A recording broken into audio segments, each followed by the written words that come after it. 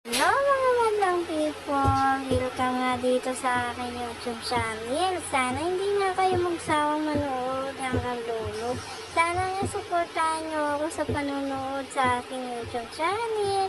At i-update ko lang kayo ngayong araw sa aking mini vlog na ito ang ginagawa namin lagi, madalas at magkulitan kami na aking ganapid. Ito nga yung ginapits ko ay gaya-gaya sa mga ginagawa ko. Kung ano nga nakikita niya sa akin ay ginagaya niya. Kagaya niyan, pag may up ang nanay, may up din siya. At syempre din nga nakontinto, tinitingnan niya pa talaga sa salamin kung gaano na siya kaganda. Siyempre, hindi magpapatalo yung anak sa nanay. Pag magpagandang nanay, magpapaganda din ang baby. Gaya-gaya kasi yan sa nanay niya. Feeling naman maganda yan eh. Kala mo naman, ganun din kaganda. O, ayan. Di na nakontento. Naglaro na naman. Sobrang nagpapaku. Pero okay na kanya. Para enjoy din siya. Sobrang tagal nga yan antukin, kaya ganyan ginagawa ko. At natutuwa naman nga ako kasi kahit sa mumurahing laruan lang ay napapasaya na namin siya. At siya nung mismo nagtuturo kung anong gusto niya at marunong na talaga siya as in. Kaya nakakatuwa talaga kasi sa maliit na halaga, napapasaya na namin siya kahit maliit na laruan, malaki man niya, mamahalin at mumurahin man na laruan ay napapasaya na namin, pero hindi kami nagagastusan ng todo lalo na sa mga laruan niya kasi na-appreciate niya na kahit mumurahin ng laruan, as in napapasaya na namin siya. At sobrang kulit niya at sobrang saya niya nga dyan kasi gusto niya talaga ang laruan na nilalaro niya. Sobrang paborito niya ng laruan talaga yung lobo, kaya sobrang masaya siya kapag may lobo siyang laruan. At kakabili nga lang namin yan dun sa tindahan at siya pa mismo nagturo. Sobrang galing ng bata. Marunong na magbudol sa nanay niya. At sobrang tuwa niya nga dyan. Di na matumbasan ng saya niya. At ganyan nga yung kakulit. Sa bagay, mas gusto ko napapagod talaga yung anak ko. Kasi nga, matagal yan matulog. Kailangan talaga lagi siya pinapagod. Sobrang happy niya talaga dyan. May patalon-talon pa. Hindi mo maintindihan kung saan talaga mag-iisti hanggang matapos maglaro. Kasi kahit sa tingnan mo, kung gaano siya kakulit. Pero ang fairness, masaya siya. Kaya super happy ang mama at papa. At syempre, happy ang yan namin. Sobrang bait nga na bata na yan at hindi nga siya iyak. At hindi siya malo sa laruan. Ano lang ang tinuro niya, yun lang ang binibili ko.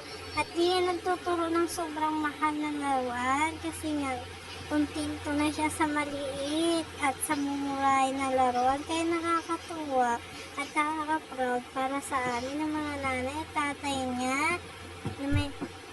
na mayroon kaming anak na ganyan kabait. Sobrang saya niya nga at habang naglalaro siya dyan.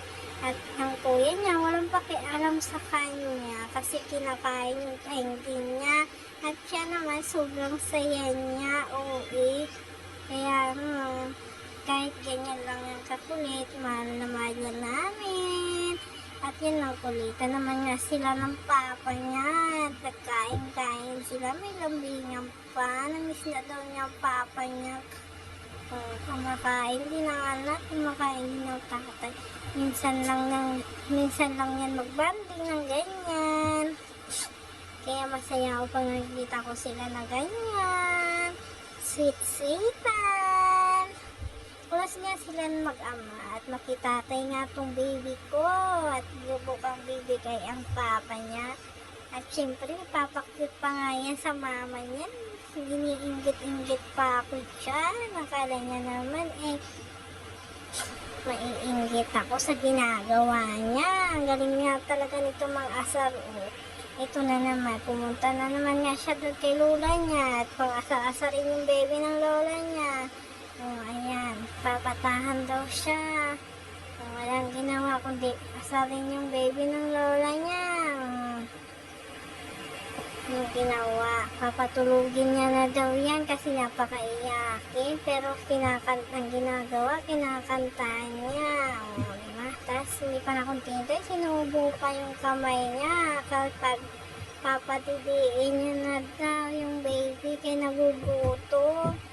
O, tapos, pag siya niya ng bantay dyan, naku, kawawa yung baby ng lola niya. Kaya kung di mo babantayan, magulat ka, nangitim na at nangisay na, kaya niyan, kasi ganyan yung kakulit.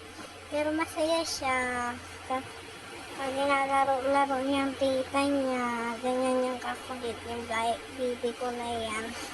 Super love niya talaga ang tita niya.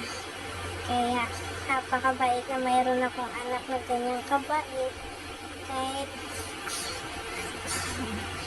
sobrang masaya ako na mayroon akong baby ganyang kabait at ganyang kakulit. Kasi hindi lang siya magpasaway, masaya na ako.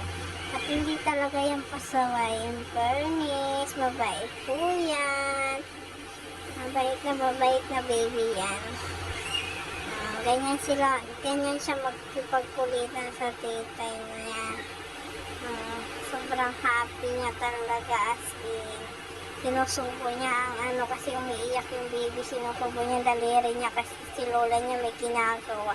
Sobrang saya niya na sinusubuan niya ng daliri niya, akala niya naman may titi yung daliri niya.